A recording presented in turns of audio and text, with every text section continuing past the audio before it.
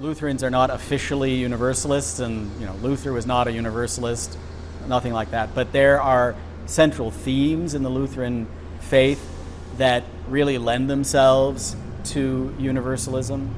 The way I understand the Lutheran theology is it tries to weave a middle ground between the Calvinist view where there is no libertarian freedom and the Arminian view, which some people worry edges towards Pelagianism. Right? And the Lutherans were very concerned about Pelagianism, but they were also very concerned about the determinism of the Calvinists.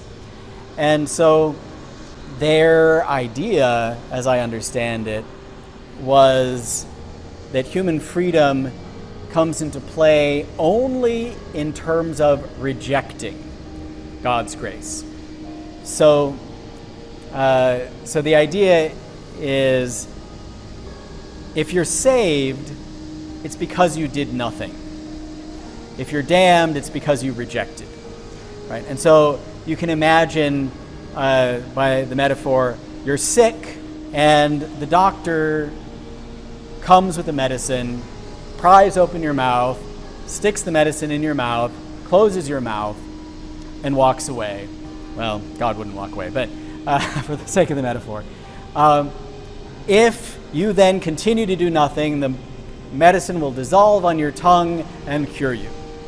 Right?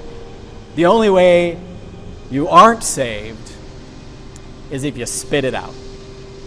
Right? So your freedom works only negatively in Lutheran theology. And that way you guard against the Pelagian idea that you're saved by your own works or by making the right choice or something like that. No, if you're saved, it's all God. But if you're damned, it's on you. Right? That was the sort of Lutheran move. But when I reflect on that sort of Lutheran move and help myself to, Talbot's thinking about freedom, and the infinite opportunity argument, God wouldn't just give me medicine once if I spat it out, right? God would keep giving it to me, right? If God really wants me to be saved. I think that theology really lends itself to a doctrine of universal salvation. Eventually, people will stop spitting out, because when they experience what spitting it out means and they experience firsthand the awfulness of it, they'll eventually,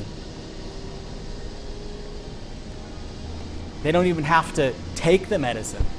They'll eventually just be passive, let it do its work. Right? So I think Lutheran theology really does lend itself to Universalism, even if they're not explicitly Universalist.